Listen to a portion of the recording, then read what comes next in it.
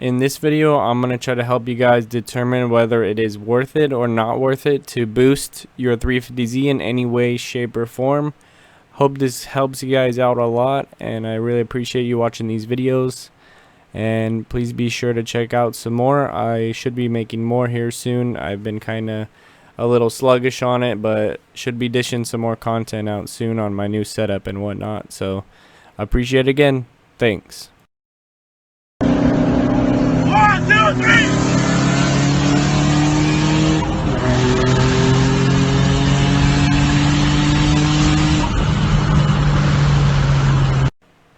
So some of you may or may not follow this channel or whatnot, but my 350Z was boosted. A lot of people know that I did blow up my motor, and that was mainly caused by the boost.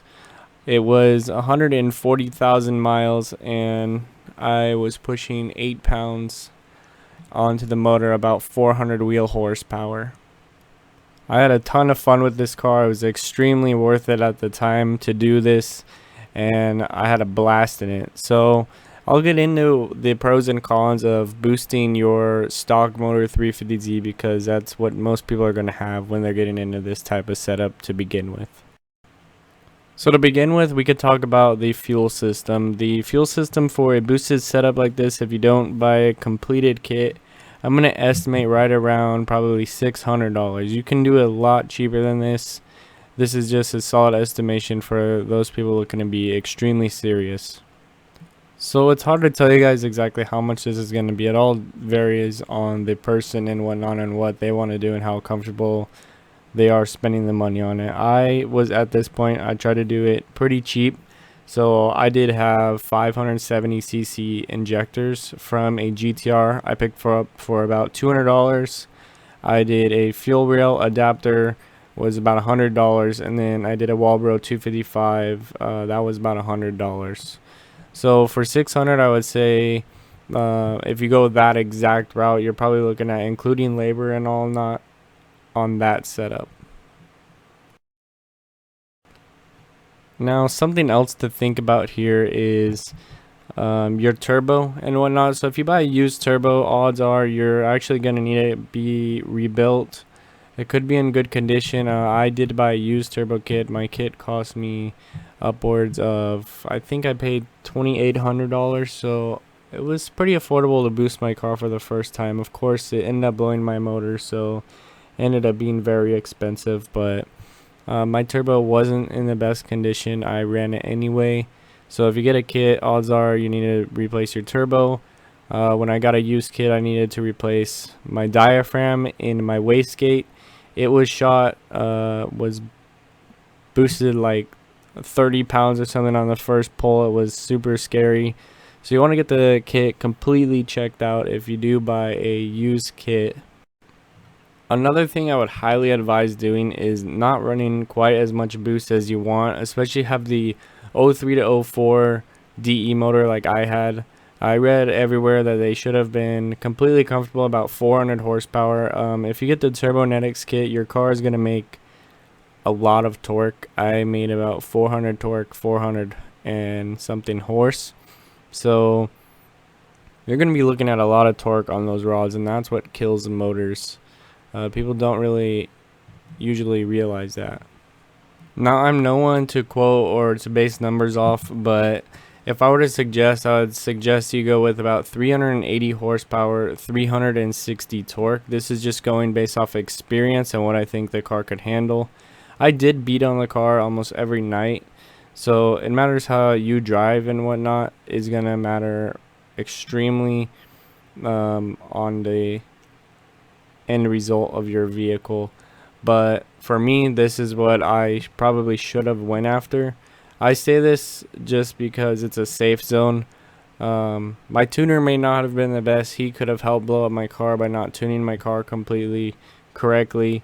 I've seen a lot of people say that they've had their car 500 horsepower on a DE motor, no issues at all, and that's fantastic for them. They got great tuners. Out here where I live, I couldn't find a completely reliable tuner to tune my vehicle at a completely reliable horsepower, and tune, so I had to go with what I did, and I thought my tuner would be reliable, which I can't blame it.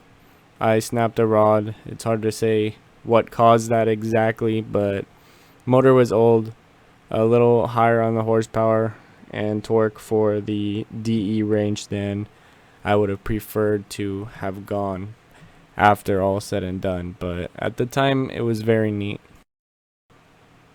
I must add, your 350Z will most likely be not a very reliable vehicle. I did have to pick up a daily that would actually be reliable to get me to places, so your car's not going to be very reliable and all.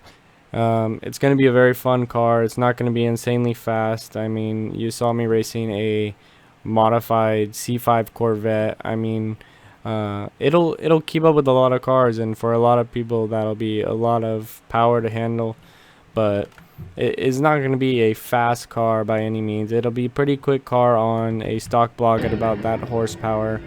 I would recommend about 6 pounds, but all in all, I would like to do it again on a stock motor. I would just tone down the power a little bit so you still get the turbo experience, but you don't murder your motor like I did. So my motor is being built.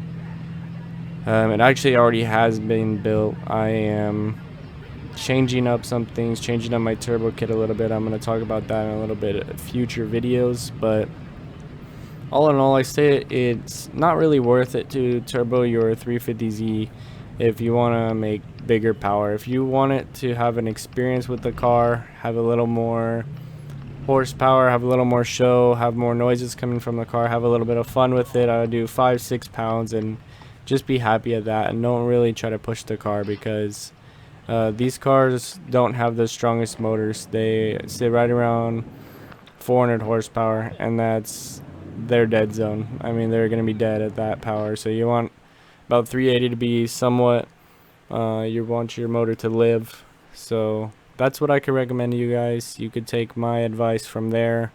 I know if I would have went back, that's what I would have wished for, so I'm trying to help out a lot of people. I didn't get any video like this or to check out really, so if you're watching this and find this helpful, please let me know in the comment section. If you need any other help or have any other questions about the build process, I'd be more than happy to help you out, because I really wish I had that community and whatnot to help me out. It's not a very common thing to boost these vehicles, but I know a lot of people are interested in doing it, so I'm going to keep uploading videos trying to help you guys out. If you like them, then I really appreciate it, and be checking out other videos that I make about this. I'll be trying to dish them out here quite a bit more, but once again, thanks for checking it out, and be sure to stop by again. Really appreciate it. Have a good one.